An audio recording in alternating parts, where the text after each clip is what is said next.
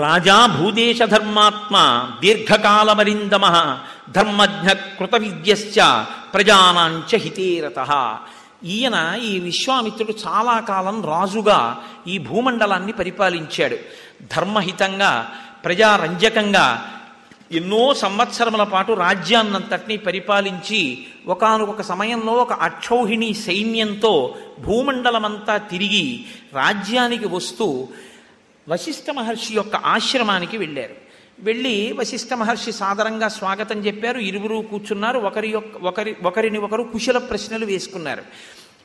కుశల ప్రశ్నలు అయిపోవడానికి ముందే వశిష్ఠ మహర్షి అతిథి సత్కారం చేశారు. మీరు ఇది బాగా జ్ఞాపకం పెట్టుకోవాలి. రామాయణంలో, శ్రీరామాయణంలో అతిథిని గౌరవించడం, కృతజ్ఞత, ఈ రెండు మాటలు ఎక్కడెక్కడ కనపడ్డాయో వాళ్ళు ఉదాత్తులు అని గుర్తు.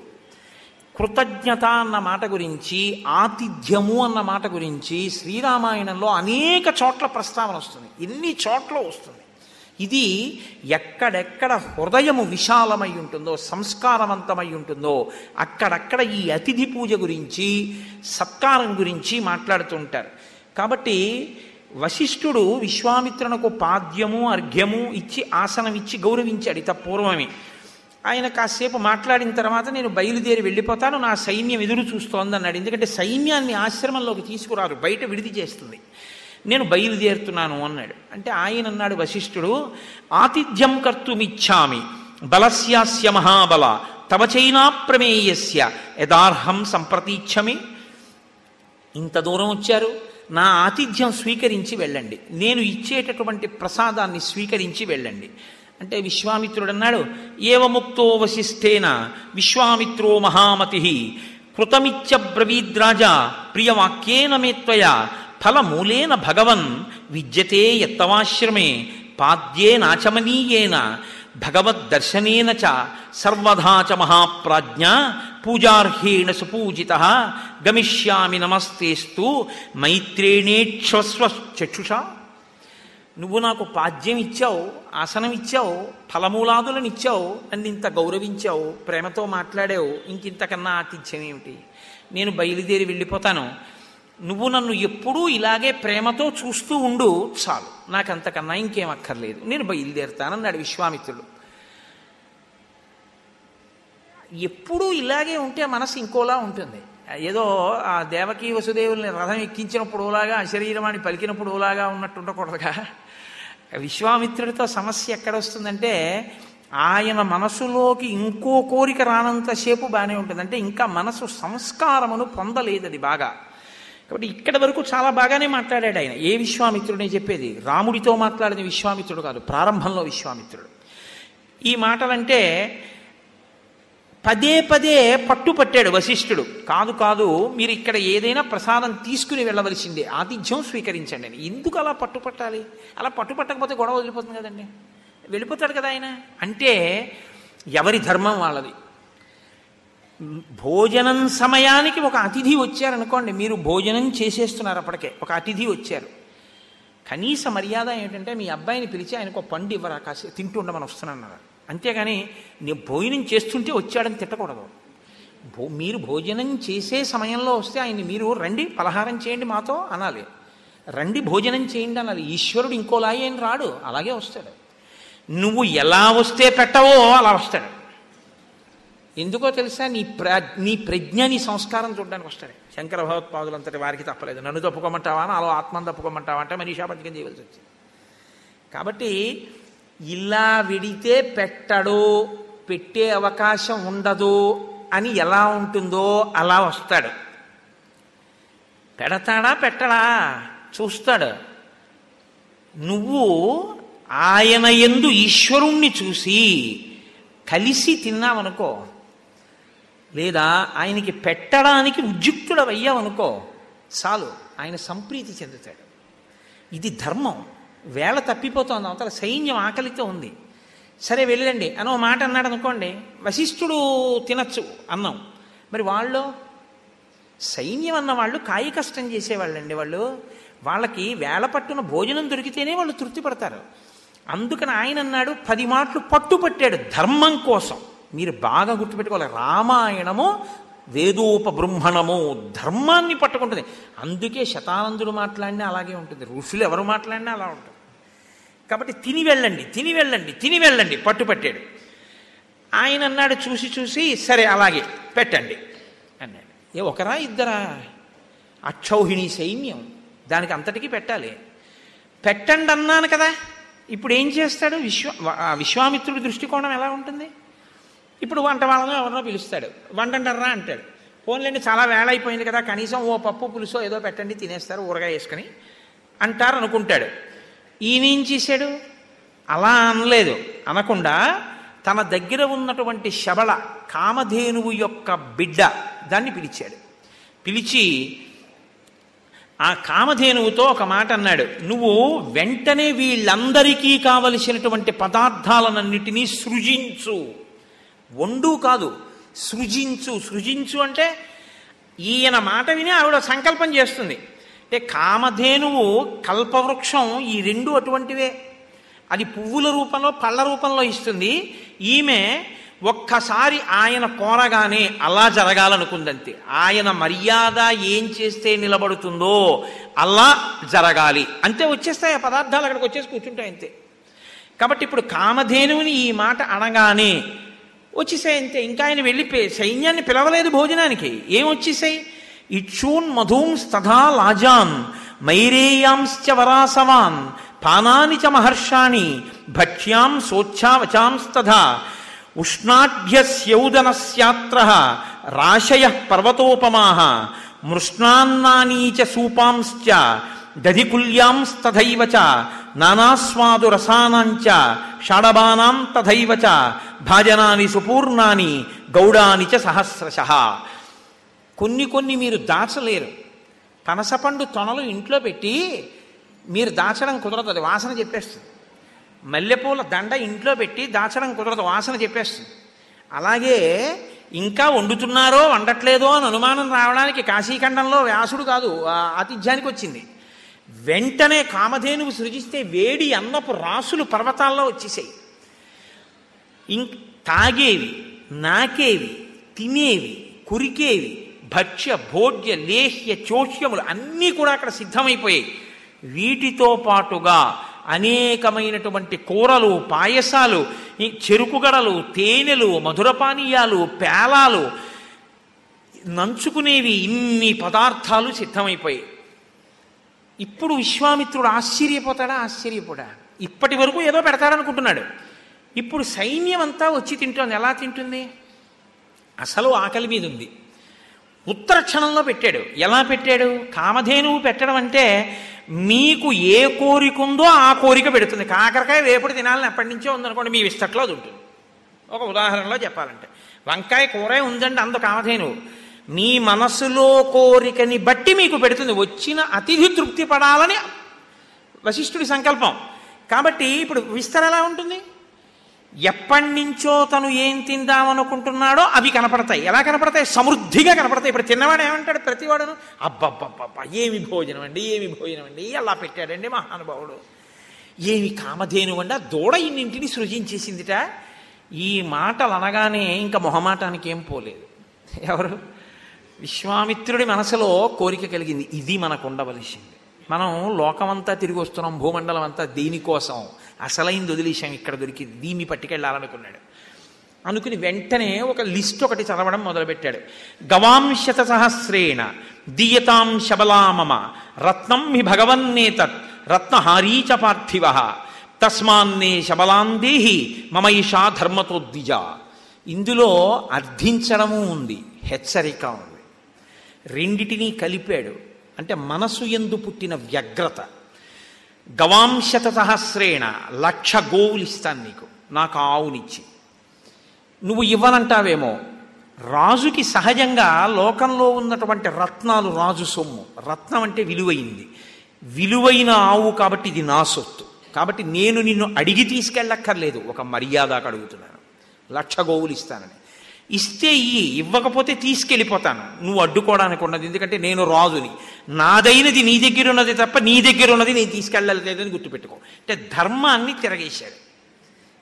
చూసారా ఎలా ఉంటుందో? ఇందువల్ల వశిష్ఠుడు జోక్యం చేసుకుని కామధేనువుని సైన్యాన్ని సృజించమన్నాడు. ధర్మం అక్కడ లేకపోతే రాజు వశిష్ఠుడు సృజించమన్నాడు. కాబట్టి రత్నం హి భగవన్నేతత్రత్నహారీచ పార్థివ తస్మాన్నే శబలాం దేహి మమైషా ధర్మతో ద్విజ.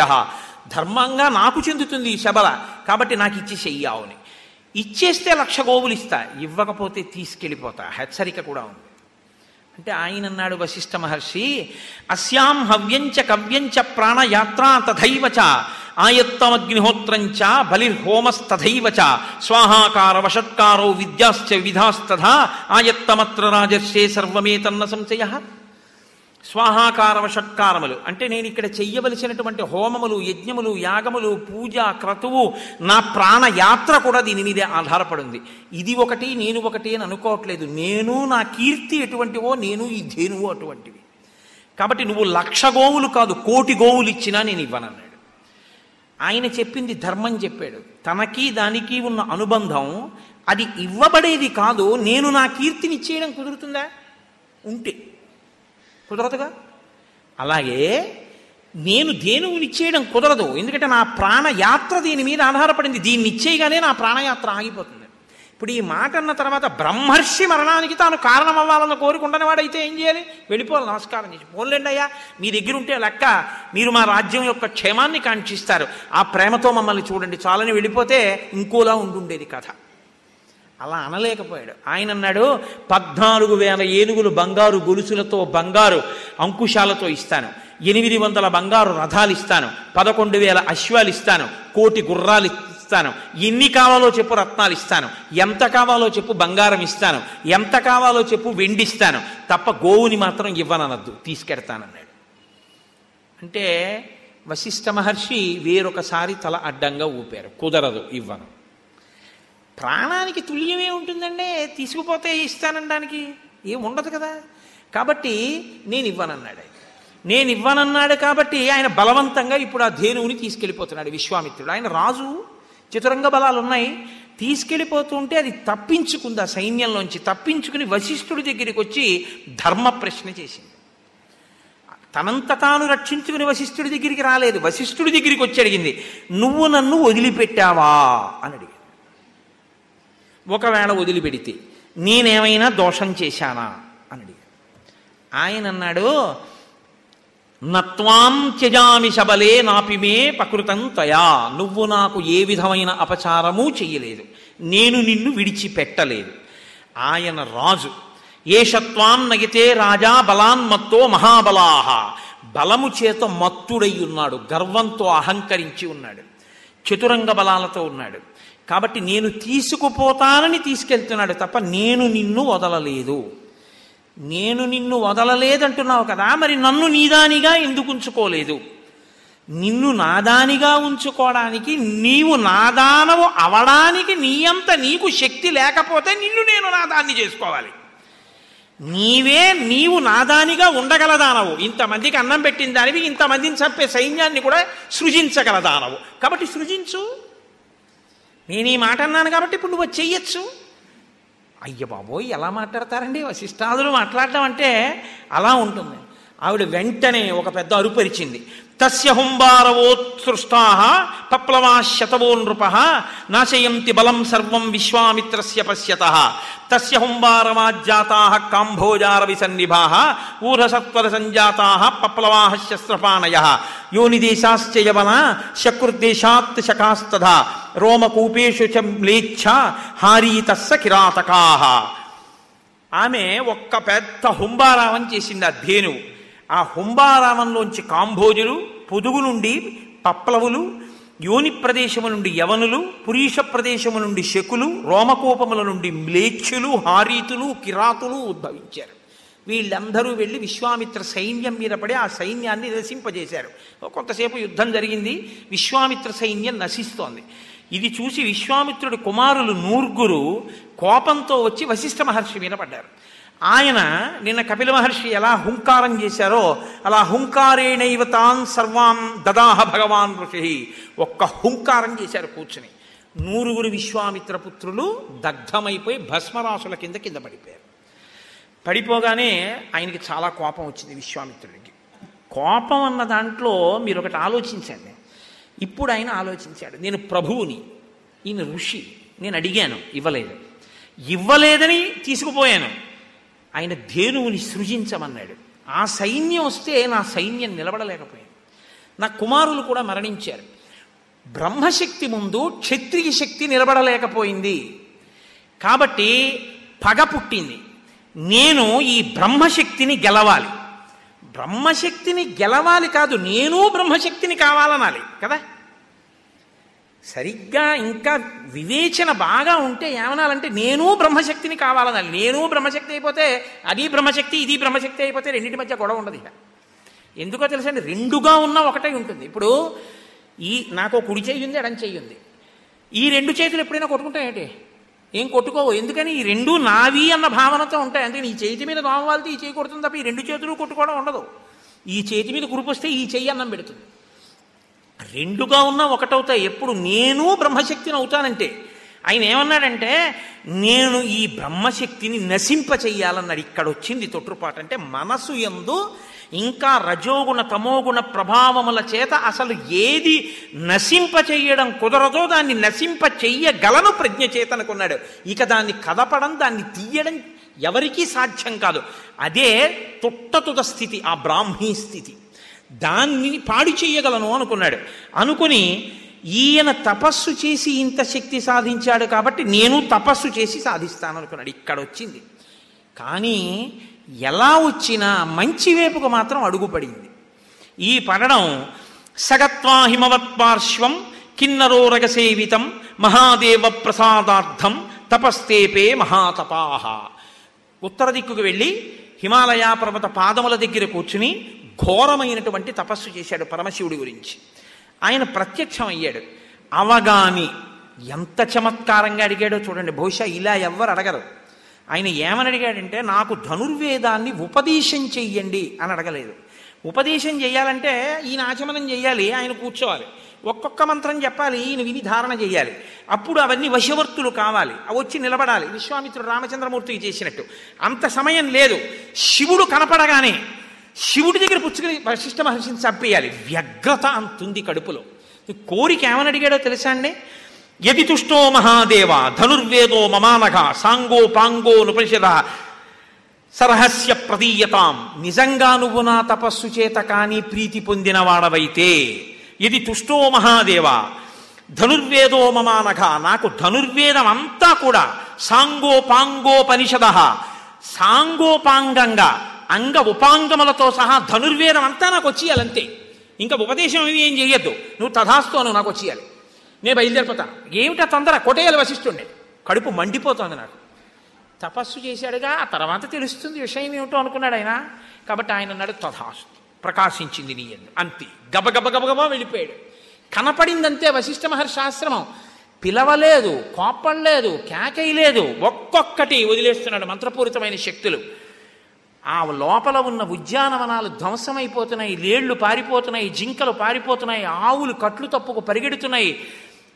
ఆ వనమంతా కూడా ధ్వంసమైపోయింది. అందరూ వశిష్ఠ మహర్షి బ్రహ్మన్ రక్షించు రక్షించు అంటూ పరిగెడుతున్నారు. వశిష్ఠుడు బయటికి వచ్చాడు. ఏమి అల్లరి? విశ్వామిత్ర, నీకున్నటువంటి ధనుర్వేదంతో నువ్వు నేర్చుకున్న అస్త్రాలతో నన్ను పాడు చెయ్యగలను అనుకుంటున్నావేమో, ధూర్తుడా నిన్ను నిగ్రహిస్తానన్నాడు. బ్రహ్మదండాన్ని పైకెత్తి పట్టుకున్నాడు. ఆయన రోమకూపాల్లోంచి వస్తోంది బ్రహ్మతేజస్సు. అలా నిలబడినటువంటి స్వరూపం అత్యద్భుతం అండి. దాన్ని గీయడం కూడా ఏ చిత్రకారుడికి సాధ్యం కాదు. ఆ తేజస్సు అలా నిలబడి ఉందంతే. ఆయన ధనస్సు పట్టుకోలేదు, బాణం పట్టుకోలేదు, ప్రయోగించట్లేదు. ఆయన క్రుద్ధుడై అంటే కోపించిన వాడైతే విశ్వామిత్రుడిని చంపుతాడు. అప్పుడు విశ్వామిత్రుడికి వశిష్ఠుడికి తేడా లేదు. విశ్వామిత్రుడి యొక్క ఉద్ధతిని నిగ్రహించి పాఠం చెప్పడమే అంతే, అంతవరకే. అంటే స్వస్వరూపం ఎటువంటిదంటే దాన్ని తనలోకి ఐక్యం చేసేసుకుంటుంది, పుచ్చేసుకుంటుంది.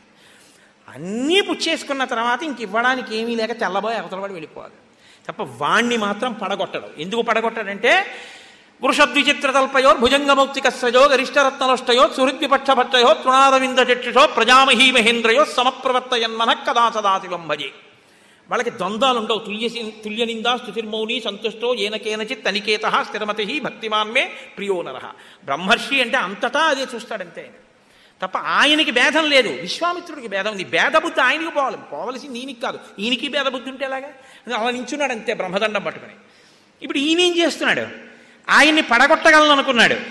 వారుణంచైవ రౌద్రంచ ఐంద్రం పాశుపతం తథా ఐషీకం చాపి చిక్షేప కుపితో గాధినందన మానవం మోహనంచైవ గాంధర్వం స్వాపనం తథా జృంభణం మాదనంచైవ సంతాపన విలాపనే శోషణం దారణంచైవ వజ్రమస్త్రం సుదుర్జయం బ్రహ్మపాశం కాలపాశం వారుణం పాశమేవ చ పైనకాస్త్రం చ దయితం శుష్కార్థే అశనీబుభే దండాస్త్రమధ పైశాచం క్రౌంచమస్త్రం తథైవ చ ధర్మచక్రం కాలచక్రం విష్ణుచక్రం తథైవ చ వాయవ్యం మదనంచైవ ఆస్త్రం హైశిరస్తదా శక్తిద్వయం చ చిక్షేప కంకాళం ముసలం తథా వైద్యాధరం మహాస్త్రం చ కాలాస్త్రమదారుణం త్రిశూలం ఘోరం బ్రహ్మాస్త్రం. ఒకటేమిటి, ధనుర్వేదంలో ఎన్ని అస్త్రాలు పరమశివుడి అనుగ్రహం చేత తనకి భాషించాయో అన్నిటినీ విడిచిపెడుతున్నాడు. అన్నీ వెళ్ళిపోతున్నాయి. ఇలా బ్రహ్మదండం పట్టుకుని నించున్నాడు. అన్నీ బ్రహ్మదండంలోకి వెళ్ళిపోయి కలిసిపోతున్నాయి. పుచ్చేసుకుంటుంది బ్రహ్మదండం. అందరూ చక్క చూస్తున్నారు. ఆహాహా, ఏమి విచిత్రమైన సన్నివేశం రా ఇది అని. అన్నీ విడిచిపెట్టేశాడు, ఏమీ లేవు. ఆయన ఎలా ఉన్నాడు? అలాగే ఉన్నాడు, అలా కూర్చొని చక్కగా నీళ్లు పడుతుంటే బిందెటుకు పట్టుకుపోయిన వాళ్ళలా నించున్నాడు. ఆయన ఏమీ అనలేదు వశిష్ఠ మహర్షి. ఈయనే అన్నాడు విశ్వామిత్రుడు. దిగ్బలం క్షత్రియ బలం బ్రహ్మతేజో బలం బలం ఏకేన బ్రహ్మదండేన సర్వాస్త్రాణి తానివే. ఇది ఆ స్థితికి వెళ్ళని వాడి స్థితి, వెళ్ళిన వాడి స్థితి. ఏం అందమండి శతానీకుడు మహానుభావుడు శతానందుడి మాటలు.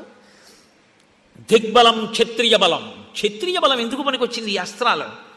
బ్రహ్మతేజో బలం బలం, బ్రహ్మతేజస్సు ఆ బలం బలం ఏకేన బ్రహ్మదండేన, ఒక్క బ్రహ్మదండం ఇలా పట్టుకున్నాడు. సర్వాస్త్రాన్ని హతాని, నేను వేసిన అస్త్రాలన్నీ పోయి మళ్ళీ చేస్తా తపస్సు. ఇప్పుడేమనుకున్నాడు? ఎలాగైనా వశిష్ఠుణ్ణి కొట్టాలి, ఇదే ప్రయత్నం. ఏమైతే అవుతాడో తాను బ్రహ్మర్షి అవ్వాలి. నిజంగా బ్రహ్మర్షి అయ్యాక కౌగిలించుకుని నమస్కారం చేస్తాడు వశిష్ఠుడికి. అది సనాతన ధర్మపు ఆయువు పట్లండి ఇవన్నీ. అమ్మో, ఎటువంటి విషయాల్ని ఋషులు మాట్లాడారు. కాబట్టి ఇప్పుడు కోపం వచ్చింది, పని జరగలేదు. కాబట్టి దక్షిణ దిక్కుకి వెళ్ళాడు. తత సంతప్త హృదయ స్మరన్ నిగ్రహమాత్మన వినిశ్యస్వ వినిశ్యస్వ కృతవైరో మహాత్మనా. ఆలోచించి ఇంకా అదే పట్టుదలతో సదక్షిణాం దిశంగత్వ మహిష్యా సహరాఘవ తతాప పరమం ఘోరం విశ్వామిత్రో మహత్తప ఫలమూలాశనోదాంత చకార సుమహత్తప. భార్యతో కలిసి దక్షిణ దిక్కుకి వెళ్ళి, ఆ దక్షిణ దిక్కులో అంటే ఉత్తర దిక్కులో తపస్సు చేశాడు. ఇప్పుడు ఉత్తరం నుంచి దక్షిణానికి వెళ్ళాడు. అక్కడ భార్యతో కలిసి ఘోరమైన తపస్సు ఇంద్రియ నిగ్రహంతో కందమూలాలు తింటూ చేశాడు. ఎన్నాళ్ళు? పూర్ణే వర్ష సహస్రేతు బ్రహ్మలోక పితామహ అబ్రవీన్ మధురం వాక్యం విశ్వామిత్రం తపోధనం. 1000 సంవత్సరాలంత ఘోరమైన తపస్సు చేస్తే చతుర్ముఖ బ్రహ్మగారు వచ్చారు దేవతలతో కలిసి.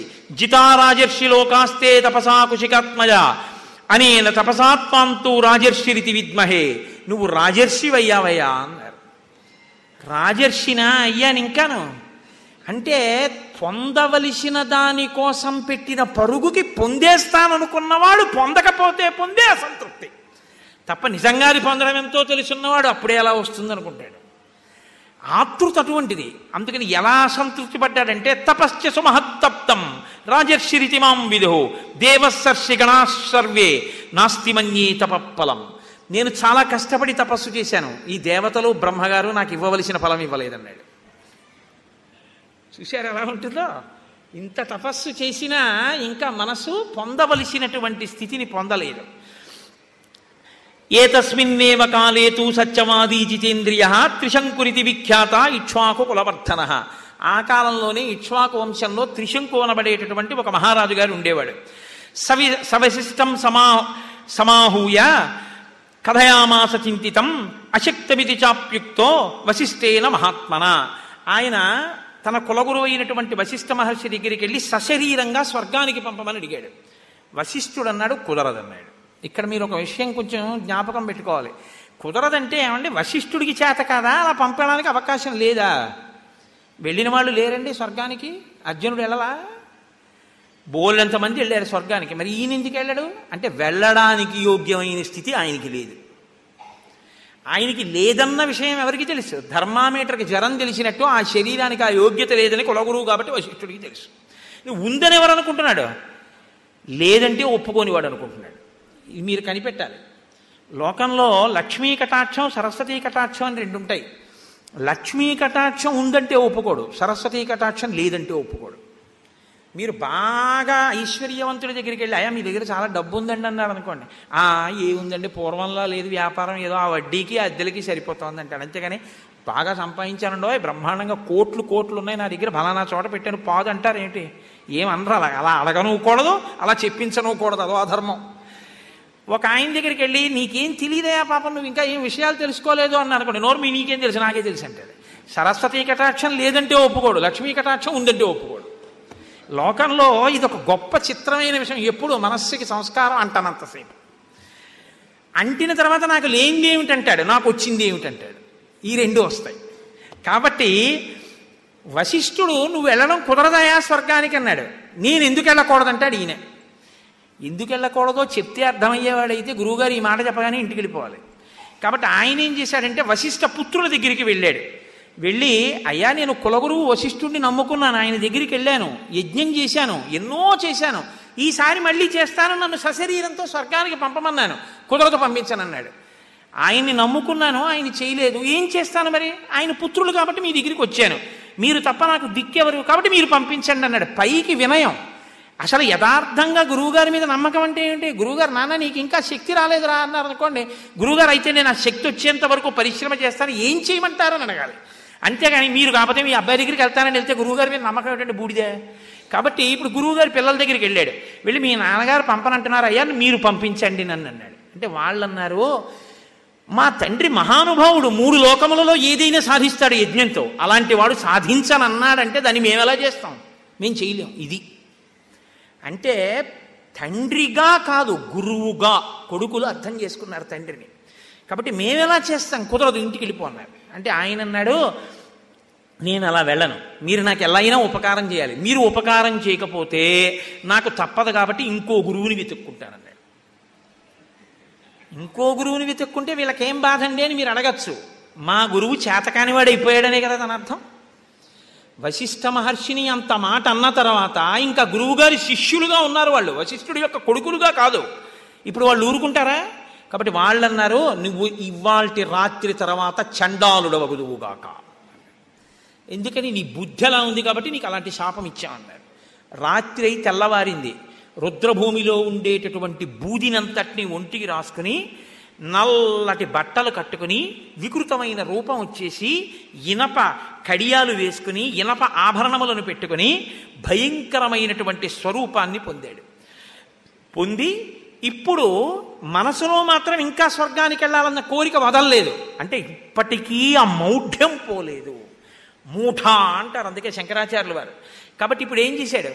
మళ్ళీ విశ్వామిత్రుడి దగ్గరికి వెళ్ళాడు. వెళ్ళి విశ్వామిత్రస్తుతం దృష్ట్వా రాజానం విఫలీకృతం చండాలరూపిణం రామ ముని కారుణ్యమాగత. ఆయనకి ఈయన్ని చూస్తే జాలేసిందిట. ఎందుకు జాలేయాలి? ఒక్కటే కారణం, అయ్యో పాపం ఇంత బాధకి గురైపోయాడే, బ్రాహ్మణ శాపానికి గురైపోయాడే, ఇప్పుడు తను కోరుకున్న కోరిక తీరనటువంటి ఒక క్షత్రియుడు బ్రాహ్మణుడి చేత ఎలా బాధపడుతున్నాడో నేను అలాగే బాధపడుతున్నాను నా కోరిక తీరక. ఇది సమాన ధర్మం చూసుకున్నది. అందుకు కారుణ్యం, ఇంకో కారణం లేదు అక్కడ కారుణ్యానికి. అంటే అప్పటికి విశ్వామిత్రుడి మనస్థితి అంతే. కాబట్టి ఇలా అనుకుని నీకెందుకయా నేను పంపిస్తానన్నాడు. ఎందుకు ఆ మాట అండం? ఇప్పటికి అయిందే తక్కువ, అవ్వలసింది బ్రహ్మర్షిత్వం, మళ్ళీ ఉన్న తపస్సు దీనికెందుకు అంటే ఏదో రకంగా ముందు వశిష్ఠుణ్ణి అవమానించేస్తే తన కడుపు బాధ తీరిపోతుంది కొంత. వశిష్ఠుడు పంపనన్నాడు, తను పంపించేయాలి. కాబట్టి ఇప్పుడు ఏమన్నాడంటే యజ్ఞం చేసేద్దాం అనలేదు. ఇప్పుడు ఈ యజ్ఞం చేయడానికి శిష్యుల్ని పిలిచి దేశంలో ఉన్న వేదం చదువుకున్న వాళ్ళందరినీ తీసుకురండి. ఎవరైనా ఒకవేళ రాను అంటే ఎవరు రానన్నారో ఎందుకు రానన్నారో నాకు వచ్చి చెప్పండి అన్నాడు. ఇది ఆ చిత్రమైనటువంటి పరిస్థితి. ఈ మాట చెప్తే ఆయన కూడా సరేనన్నాడు. ఈలోగా త్రిశంకువు మనస్థితి ఏమిటో వాల్మీకి మహర్షి అత్యద్భుతంగా చెప్తారండి. నేను ఇదే మీతో మనవి చేసింది. సర్టిఫికెట్లు ఇవ్వరు, మాటలు చెప్తారు. దానివల్ల మీరు సంస్కారం పట్టుకోవాలి. దైవమేవ పరం మన్యే పౌరుషంతు నిరర్ధకం దైవేనాక్రమ్యతే సర్వం దైవం హి పరమాగతి. త్రిశంకు విశ్వామిత్రుడితో అన్నాడు, నేను ఇన్ని యజ్ఞాలు చేశాను, యాగాలు చేశాను, ధర్మంగా పరిపాలన చేశాను, గురువుల్ని కొలిచాను, ఇన్ని చేశాను, చిట్ట చివరికి శాపం వచ్చింది, స్వర్గం రాలేదు. నాకేమర్థం అవుతోందంటే పురుష ప్రయత్నం కన్నా కూడా దైవమే గొప్పది అని నాకు అర్థమైంది అన్నాడు. అన్న తర్వాత ఏమనాలని కూరుకోవాలి. వెంటనే అన్నాడు, నాణ్యాం గతిం గమిష్యామి నాణ్య శరణమస్తిమే దైవం పురుషకారేణ నివర్తయితుమర్హసి. నువ్వు తప్ప నాకు దిక్కు లేదు, దైవాన్ని నీ పురుషకారంతో తిప్పికొట్టు అన్నాడు. పురుషకారం కన్నా దైవం గొప్పదన్నవాడు ఇప్పుడు దైవాన్ని మళ్ళీ పురుషకారంతో కొట్టమని ఎలా అడుగుతున్నాడు? ఈయనకి ఈయన కోరిక తీరితే చాలు, ఆయనకి ఆయన కోరిక తీరితే చాలు. అలాంటి వాళ్ళు ఇద్దరూ కలుసుకున్నారు. కాబట్టి ఇప్పుడు అందరికీ కబురు చేశారు, అందరూ వచ్చారు. ఎందుకు వచ్చారు? యజ్ఞం చేస్తున్నట్ట, వెళ్ళకపోతే శాపం ఇస్తాడేమో, ఎందుకు వచ్చిన కూడా వెడదాం రెండని వచ్చారు. వశిష్ఠపుత్రుల్ని వెళ్ళి పిలిచారు, మీరు రెండన్నారు. అంటే వాళ్ళన్నారు, క్షత్రియో యాజకో యస్య చండాలస్య విశేషత కథం సరసి భోక్తారో హవిష్యస్య సురస్య. యజ్ఞం చేయిస్తున్న యాజకుడు క్షత్రియుడు, యజ్ఞం చేయబడుతున్నది చండాలుడి కోసం. అక్కడికి దేవతలు ఎలా వస్తారు? అది ఎలా యజ్ఞం అవుతుంది? మేము రామన్నారు వాళ్ళు. దీనికి జవాబు చెప్పలేదు విశ్వామిత్రుడు. తిరిగి వచ్చిన శిష్యులు అన్నారు, ఒక్క వశిష్ఠ శిష్యులు మాత్రం, వేరొకరు మాత్రం ఈ మాట అన్నారన్నారు. అనగానే ఆయనకు వచ్చింది కోపం. నేను ఇంత కష్టపడి తపస్సు చేస్తే నన్ను ఇలా అంటారా? వశిష్ఠపుత్రులు, అది ఆయన కోపం. నోటి వెంట ఎంత కోపంతో కూడిన మాట వచ్చేసిందో తెలుసా అండి? చిన్న విషయానికి ఎంత కోపడ్డాడంటే, భస్మీభూతా దురాత్మానో భవిష్యంతి రసంతయ అద్యతే కాలపాశేన నీతా వైవస్వతక్షయం సప్తజాతి శతాన్యేన మృతపాస్సంతు సర్వశః శ్వమాంసనియతాహారా ముష్టికా నామ నిర్ఘృణాః వికృతాశ్చ విరూపాశ్చ లోకాన్ అనుచరంతి మాం మహోదయస్తు దుర్బుద్ధిః మామదుష్యం యదూషయత్ దూషిత సర్వలోకేషు నిషాదత్వం గమిష్యతి. ఆయన అన్నాడు, ఇంత మాట అంటారా నన్ను వశిష్ఠపుత్రులు నూరుగురు? కాబట్టి శపిస్తున్నాను, వాళ్ళు ఇప్పుడే మరణించి యమలోకమునకు పాశముల చేత ఈడ్చుకుని పోబడతారు. ఆ తర్వాత 700 జన్మలు వాళ్ళు ముష్టికులు అనబడేటటువంటి జాతిలో పుడతారు. 700 జన్మలు వికృతమైనటువంటి రూపాలతో కుక్క మాంసం తింటూ బతుకుతారు. నన్ను కాదన్నవాడెవడున్నాడో ఆ మహోదయుడు నిషాదుడై పుట్టి ఎవ్వరి చేత ఆదరింపబడకుండా బతుకుతాడు. ఇది నా శాపవాక్ అన్నాడు. అంటే అంత కక్ష పెట్టేసుకున్నాడు. వశిష్ఠుడు అన్నా, వశిష్ఠ సంబంధి అన్నా ఇప్పుడు అంత కక్ష. తపస్సు ఎందుకు పనికి వస్తుందండి? ఈ ద్వంద్వాల్లో ఉండిపోయిన వాడికి ఏది చేస్తే పనికి వస్తుంది? ఇవేమైపోతుంది అంతే. శాపవాక్కుకు మళ్ళీపోయింది. యజ్ఞం మొదలుపెట్టాడు, పైకి పంపిస్తున్నాడు. చాలా గొప్ప తపస్సు జరిగింది, ఆ యజ్ఞం జరిగింది. త్రిశంకువుని పంపిస్తాను, దేవతల్ని పిలవండి, హవిస్సులు ఇస్తానన్నాడు. పిలిచారు ఋషులందరూ, మునులు పిలిచారు, వేద పండితులు పిలిచారు. వాళ్ళు రాలేదు. వాళ్ళు రాకపోతే కోపం వచ్చింది. నేను పిలిస్తే హవిస్సు పుచ్చుకోవడానికి రావట్లేదు, ఇదే కదా అడిగాడు వశిష్ఠపుత్రుడు. ఆయన ఒప్పుకోలేదు ఆ మాట. వాళ్ళు రాకపోవడం ఏమిటి? పశ్యమే తపసో వీర్యం స్వార్జితస్య నరేశ్వర ఏషత్వాం సశరీరేణ నయామి స్వర్గమోజిస దుష్ప్రాపం సశరీరేణ దివం గచ్చ నరాధిప స్వార్జితం కించిదస్యస్తి కించిదప్యస్తి మయాహిత తపసఫలం రాజన్ స్వతేజసా తస్య సశరీరో దివం వ్రజ. నేను చేసిన తపస్సు ఏమైనా కొంచెం మిగిలి ఉంటే దేవతలు హవిస్సులు పుచ్చుకోవడానికి రాకపోయినా త్రిశంకువును వెళ్ళిపో స్వర్గానికి శరీరంతో అనగానే ఆయన ఆ కూర్చున్నటువంటి స్థానం నుంచి లేచి వెళ్ళిపోయాడు స్వర్గలోకానికి. ఇంద్రుడు సభ తీర్చి ఉన్నాడు, అక్కడికి వెళ్ళాడు. వెళ్ళేటప్పటికి చూశాడు ఇంద్రుడు. చూసి వీడెవరు ఇలా వచ్చేస్తున్నాడు శరీరంతో అన్నాడు. త్రిశంకు వస్తున్నాడు అన్నాడు. వాళ్ళ గురువు గారు చెప్పారు వీడు వెళ్ళడానికి వీల్లేదని, యోగ్యత లేదని చెప్పారు, ఎలా వచ్చాడన్నారు. విశ్వామిత్రుడు పంపారన్నారు. ఇంద్రుడు అన్నాడు, త్రిశంకో గచ్చ భూయస్త్వం నాసి స్వర్గకుటాలయ గురుశాపహతో మూఢా పతభూమి మవాక్యరాహ. గురువు ఒకడు, గురుపుత్రుడు ఒకడు కాడు, ఆత్మావై పుత్రనామాసి. గురువు యొక్క శాపమును పొందినవాడా, అర్హత లేదని చెప్పబడినవాడా, నువ్వు ఎలా వస్తున్నావు పో కిందకన్నాడు. అనేటప్పటికీ తల కిందకి పెట్టి కాళ్ళు పైకి పెట్టి పైనుంచి కిందకు పడిపోతున్నాడు. పడిపోతూ విశ్వామిత్ర మహర్షి పడిపోతున్నాను రక్షించు రక్షించు, స్వర్గంలో స్థానం లేదన్నారు, తోసేశారన్నాడు. ఆయనకి కోపం వచ్చింది. ఋషిమధ్యే సతేజస్వీ ప్రజాపతిరివాపర సృజన్ దక్షిణ మార్గస్థాన్ సప్తర్షీన్ అపరాన్ పునః దక్షిణాం దిశమాస్తాయాముని మధ్యే మహాయశాః సృష్ట్వా నక్షత్రవంశంచ క్రోధేన కలుషీకృతః అన్యమింద్రం కరిష్యామి లోకో ఆస్యాదనింద్రకః దైవతాన్యపి సక్రోధాత్ స్రష్టుం సముపచక్రమే. దేవతలు అంగీకరించి త్రిశంకువుకి స్వర్గంలో స్థానం ఇవ్వనన్నారు కాబట్టి నేను వేరే నక్షత్ర మండలాన్ని సృజిస్తున్నాను, ఇంకొక ఇంద్రుణ్ణి సృజిస్తాను, దేవతలను సృజిస్తాను. ఉంటే ఇంద్రుడు ఒకడు ఉండాలి, నేను సృజించిన వాడు, లేకపోతే ఇంద్రుడు అన్నవాడు లేకుండా పోవాలి అని సంకల్పం చేసేసి నక్షత్ర మండలాన్ని సృజించేశాడు. దేవతలందరూ పరిగెత్తుకొచ్చారు. అయ్యో అయ్యో, ఇది ఎక్కడైనా ఉందా, ఇలా సృజించేయడమే స్వామి. ఆయన గురుశాపము కలిగినటువంటి వాడు, ఆయన స్వర్గానికి రావడానికి వీల్లేదు. సరే, మీరు నిర్మించినటువంటి ఈ నక్షత్ర మండలం ఏదైతే ఉందో, గగనేతాంజనే కానీ వైశ్వానర పదార్థై నక్షత్రాన్ని మునిశ్రేష్ఠ తేషు జ్యోతిష్యు జాజ్వలన్. ఈ నక్షత్ర మండలం ఆ జ్యోతిశ్చక్రానికి బయట ప్రకాశిస్తూ ఉంటుంది.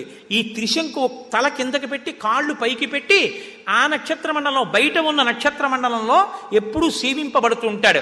అంతవరకు అధికారం ఇస్తామన్నారు. సరేనన్నాడు, అంగీకరించాడు. అక్కడతో తన తపశ్శక్తి చాలా పోగొట్టేసుకున్నాడు. వశిష్ఠపుత్రుల్ని శపించాడు, మహోదయుణ్ణి శపించాడు, అర్హత లేనటువంటి త్రిశంకువుని స్వర్గానికి పంపించాడు. ఇవన్నీ పూర్తయ్యాయి. అయ్యో నా తపస్సు అంతా పోయిందన్నాడు. మళ్ళీ పశ్చిమ దిక్కుకు బయలుదేరాడు. పశ్చిమ దిక్కుకు వెళ్ళి పుష్కర క్షేత్రంలో కూర్చుని తపస్సు మొదలుపెట్టాడు. చాలా ఉగ్రమైనటువంటి తపస్సు చేస్తున్నాడు. ఆ తపస్సు చేసేటటువంటి సమయంలో అయోధ్యానగరాన్ని అంబరీషుడు అనేటటువంటి రాజు పరిపాలన చేస్తున్నాడు. ఆయన యజ్ఞంలో ఆ అగ్నిహోత్రానికి ఇయ్యబడవలసినటువంటి పశువు కనపడకుండా పోయింది, ఇంద్రుడు ఎత్తుకుపోయాడు.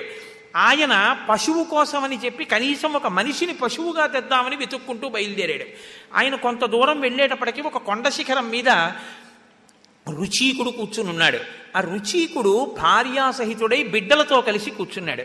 ఈయన వెళ్ళి అడిగాడు, అంబరీషుడు, నీకు చాలామంది కొడుకులు ఉన్నారు కదా, ఒక కొడుకుని యజ్ఞ పశువుగా ఇచ్చేసేయి, 1,00,000 గోవులు ఇస్తానన్నాడు.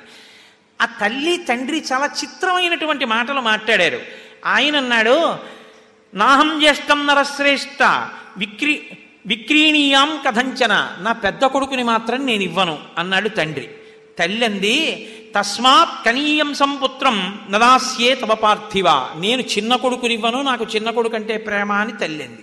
మధ్యలో ఉన్నటువంటి వాడు శునశ్శేపుడని ఆయన లేచన్నాడు, పితాజ్యేష్టం అవిక్రేయం మాతాచ కనీయసం విక్రీతం మధ్యమం మన్యే రాజన్ పుత్రం నయస్వమాం. తండ్రేమో పెద్ద కొడుకునివ్వనంటున్నాడు, తల్లేమో చిన్న కొడుకునివ్వనంటోంది. అంటే మధ్యలో పుట్టినవాడిని నన్ను ఇచ్చేస్తాననే కదా, 1,00,000 గోవులు ఇచ్చి నన్ను తీసుకెళ్ళిపో అన్నాడు. 1,00,000 గోవులు అక్కడ పెట్టేసి ఈ పిల్లాడిని రథం ఎక్కించి తీసుకెళ్ళిపోతున్నాడు. రథం ఎక్కించి తీసుకెళ్ళిపోతుంటే నీకు విశ్వామిత్రుడి ఆశ్రమం దగ్గర అంబరీషుడు ఎందుకో ఆగాడు విశ్రాంతికి. ఈ పిల్లవాడు పరిగెత్తుకుంటూ మేనమామ అవుతాడు. విశ్వామిత్రుడి దగ్గరికి వెళ్ళి కాళ్ళ మీద పడి ప్రార్థన చేసి, ఎలా అయినా నువ్వు నన్ను రక్షించని అడిగాడు. దయ కలిగినటువంటి విశ్వామిత్రుడు అన్నాడు కొడుకుల్ని పిలిచి, ఒరే మీరు చాలామంది ఉన్నారు, పాపం ఆ పిల్లాడు బతుకుతానంటున్నాడు రా, దీర్ఘాయుష్మంతుడు అవుతానంటున్నాడు, మీలో ఎవరైనా ఒకరు వెళ్ళి యజ్ఞ పశువుగా శరీరత్యాగం చేయండి అన్నాడు. అంటే వాళ్ళన్నారు, కథమాత్మసుతాన్ హిత్వాత్రైయసేన్యసుతం విభో అకార్యమివ పశ్యామః శ్వమాంసమివ భోజనే. ఎవడైనా ఇతరుల పిల్లల్ని రక్షించడానికి తన పిల్లల్ని చంపేస్తాడాయా తండ్రి, మమ్మల్ని వెళ్ళమంటామేమిటి, మేము వెళ్ళమన్నారు. అంటే ఆయనకు కోపం వచ్చింది. నేను చెప్తే వెళ్ళనన్నారు నా కడుపున బుట్టి. శ్వమాంస భోజిన సర్వే వాసిష్టా ఇవ జాతిషో పూర్ణం వర్షసహస్రంతో పృథివ్యామనువత్సదా. వాసిష్టామివ జాతిషు, ఇది చిత్రమైన మాట. వశిష్ఠుడి కొడుకులు ఉన్న జాతిలో పుట్టండి రా మీరు అన్నాడు. వశిష్ఠుల యొక్క కొడుకులకి జాతి ఏమిటండి అంటే కడుపు మంట. వశిష్ఠుడి పేరెత్తితే వాళ్ళని 700 జన్మలు ముష్టిక జాతిలో పుట్టి కుక్క మాంసం తినమన్నాడుగా, మీరు కూడా అలా వెళ్ళండి, వెళ్ళి మీరు కూడా అలా పడుండండి అన్నాడు. వాళ్ళందరూ ఆ శాపం చేత వెళ్ళిపోయి ఆ కుక్క మాంసం తింటూ ముష్టికులైపోయారు. ఇప్పుడు మళ్ళీ కొంత తపస్సు పోయింది. ఇప్పుడు ఆ పిల్లాన్ని పిలిచాడు. పవిత్రపాశైరాసక్తో రక్తమాల్యానులేపన వైష్ణవం యూపమాసాద్యామగ్భిరగ్ని ఉదాహర. నిన్ను ఎర్రటి మాలలు వేసి చందనం రాసి యూపస్తంభానికి కడతారు. కట్టినప్పుడు నువ్వు ఒక పని చేయి, నేను నీకు 2 మంత్రాలు నేర్పుతాను, ఆ మంత్రాలతో ఇంద్రుణ్ణి కీర్తించు, ఇంద్రుడు సంతోషించి నిన్ను విడిచిపెడతాడన్నాడు. ఆ 2 మంత్రాలు ఉపదేశం పొందాడు. శునశ్శేపుణ్ణి తీసుకెళ్లారు, యూపస్తంభానికి కట్టారు. ఆయన 2 మంత్రాలని స్తోత్రం చేస్తే ఆ మంత్రమును పఠనం చేస్తుంటే విని ప్రీతి చెందినటువంటి ఇంద్రుడు ఆ యజ్ఞంలోకి వచ్చి ఒక యజ్ఞము చేయడం వల్ల ఎంత ఫలితం వస్తుందో అంతకన్నా ద్విగుణీకృత ఫలితాన్ని నీకు ఇస్తున్నాను అంబరీష అని ఫలితం ఇచ్చి ఈ పిల్లవాడిని విడిచిపెట్టాడు. ఈ పిల్లవాడు సంతోషించి విశ్వామిత్రుడికి కృతజ్ఞత చెప్పి వెళ్ళిపోయాడు.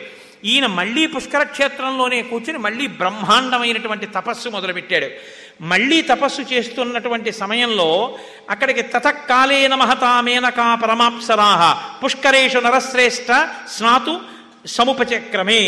అక్కడ ఉన్నటువంటి తీర్థంలో స్నానం చెయ్యడం కోసమని మేఘమండలంలో విద్యుత్తీగలా ఉండేటటువంటి మేనక వచ్చింది.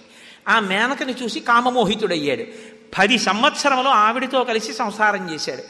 10 ఏళ్ళు అయిపోయాక గుర్తొచ్చింది, అరే తపస్సు చేద్దాం అనుకున్నాను వశిష్ఠ మహర్షి మీద కోపంతో, ఈ మేనకతో ఉండిపోయాను, కామానికి లొంగిపోయాను అనుకున్నాడు.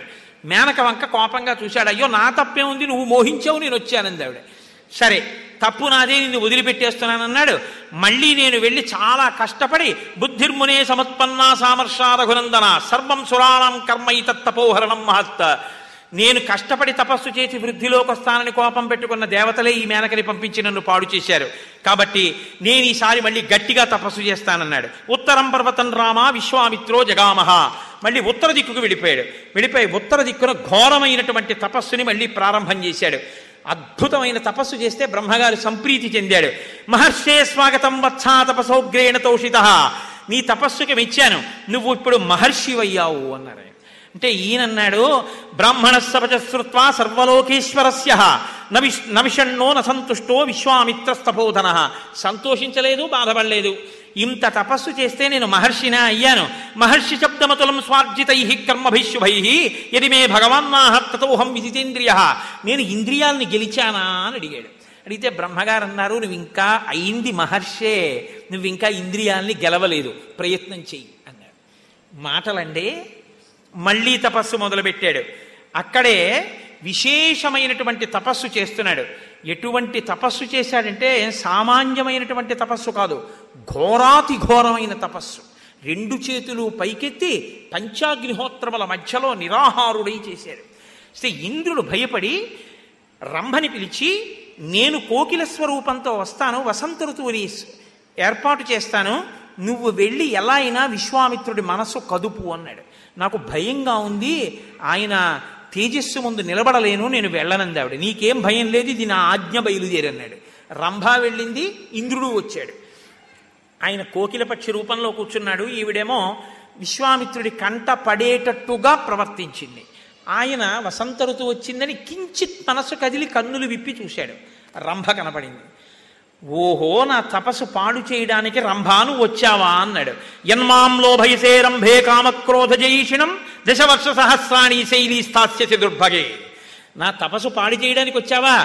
ఇలా వచ్చావు కాబట్టి నీవు 10 వర్ష సహస్రాణి 10,000 సంవత్సరముల పాటు శిలవై పడిపో అన్నాడు. మళ్ళీ కోపంతో తపస్సు పోయింది. బ్రాహ్మణస్సు మహాతేజా తపోబల సమన్విత ఉద్ధరిష్యతి రంభేత్వాం మక్రోధ కలుషీకృతాం. ఒక బ్రాహ్మణుడు వచ్చి నిన్ను మళ్ళీ శాపం నుంచి ఉద్ధరిస్తాడులే, పో అన్నాడు. ఆవిడ శిలైపోయింది, తన తపస్సు పోయింది. ఇప్పుడు ఇలా కాదన్నాడు, తూర్పు దిక్కుకు వెళ్ళిపోయి అక్కడికి వెళ్ళి మళ్ళీ ఘోరమైనటువంటి తపస్సు. పూర్ణే వర్ష సహస్రేతు కాష్టభూతం మహామునిం. కాష్టం ఎలా ఉంటుందో అలా అయిపోయాడు. ఊపిరి తీయడం కూడా మానేశాడు, కుంభకం చేసేశాడు, ఆహారం తినడం మానేశాడు, కూర్చుని ఘోరాతి ఘోరమైన తపస్సు చేశాడు. 1000 సంవత్సరముల తర్వాత అన్నం తిందామని అన్నం వండుకుని తినబోతున్నాడు. ఇంద్రుడు బ్రాహ్మణ రూపంలో వచ్చి, నాకు అన్నం పెడతారా, ఆకలితో ఉన్నానన్నాడు. వచ్చినవాడు ఇంద్రుడని తెలిసి కూడా కోపం లేకుండా అన్నం పెట్టేసి మళ్ళీ వెళ్ళి కుంభకంలో కూర్చున్నాడు. కూర్చుని కొన్ని 1000 సంవత్సరముల పాటు ఊపిరిని బిగపట్టేసి శరీరం అంతా కాష్టమైపోగా కొయ్యైపోగా అలాగే తపస్సు చేస్తే ఆయన శిరస్సులోంచి ధూమం పుట్టింది. అది లోకాలని ఆక్రమిస్తోంది. ఇంకా తట్టుకోలేక దేవతలు ఋషులు వెళ్ళి బ్రహ్మగారిని ప్రార్థన చేశారు, ఆయనకి బ్రహ్మర్షిత్వం ఇచ్చేయమన్నారు. అప్పుడు బ్రహ్మగారు గబగబా హంసవాహనం మీద వచ్చి, బ్రహ్మర్షే స్వాగతం తేస్తు తపసోస్వసుతోషిత బ్రహ్మణ్యం తపసోగ్రేణ ప్రప్తవానసి కౌశిక దీర్ఘమాయుష్యుతే బ్రహ్మం దదామి సమరుద్గణ స్వస్తి ప్రప్నుహి భద్రంతే గచ్చ సౌమ్యధా సుఖం. బ్రహ్మర్షి అని పిలిచాడు. పిలుస్తూనే బ్రహ్మర్షి స్వాగతం తేస్తూ, బ్రహ్మర్షి స్వాగతం, నువ్వు బ్రహ్మర్షివయ్యా అన్నాడు. అంటే ఆయన అన్నాడు, నువ్వు బ్రహ్మర్షి అని పిలిస్తే నాకు సరిపోదు. బ్రహ్మణ్యం యది మే ప్రాప్తం దీర్ఘమాయుస్తథైవచ ఓంకారశ్చ వషట్కారో వేదాశ్చ వరయంతు మాం క్షత్రవేద విదాం శ్రేష్టో బ్రహ్మవేద విదామపి బ్రహ్మపుత్రో వశిష్ఠో మాం ఏవం వదతు దేవతాః. నిజంగా నేను బ్రహ్మర్షినైతే నాకు వేదములన్నీ ప్రకాశించాలి, నాకు యజ్ఞం చేయించేటటువంటి అధికారం కావాలి, నాకు దీర్ఘాయుర్దాయం కావాలి. వాటితో పాటు వశిష్ఠుడు వచ్చి నన్ను బ్రహ్మర్షి అని పిలుస్తాడా అన్నాడు. దేవతలు వెళ్ళి వశిష్ఠుడిని పిలిచారు. ఆయన ఆ స్థితిని పొందిన తరువాత 1000 ఏళ్ల తర్వాత ఒక కబళం తినబోతుంటే ఇంద్రుడు వస్తే పెట్టేశాడు. ఇంద్రియాలను గెలిచి బ్రహ్మర్షి అయిన తరువాత నాకా కోపం, బ్రహ్మర్షి అని పిలిచాడు. వశిష్ఠ మహర్షి, ఇప్పుడు తెలిసింది నాకు బ్రహ్మర్షిత్వం అంటే. మహానుభావ, నీకు మా గౌరవం అంటే మా గౌరవం. ఇద్దరు కౌగిలించుకున్నారు, నమస్కరించుకున్నారు. బ్రహ్మర్షిత్వాన్ని గెలుద్దాం అనుకున్నవాడు బ్రహ్మర్షి అయి దానిలో కలిసిపోయాడు. ఇది పతాక స్థాయి. ఇదే అద్వైత సిద్ధాంతంలో చరమస్థాయి. తాను బ్రహ్మముగా అహం బ్రహ్మాస్మి స్థాయిలో నిలబడిపోయేటటువంటి స్థితి.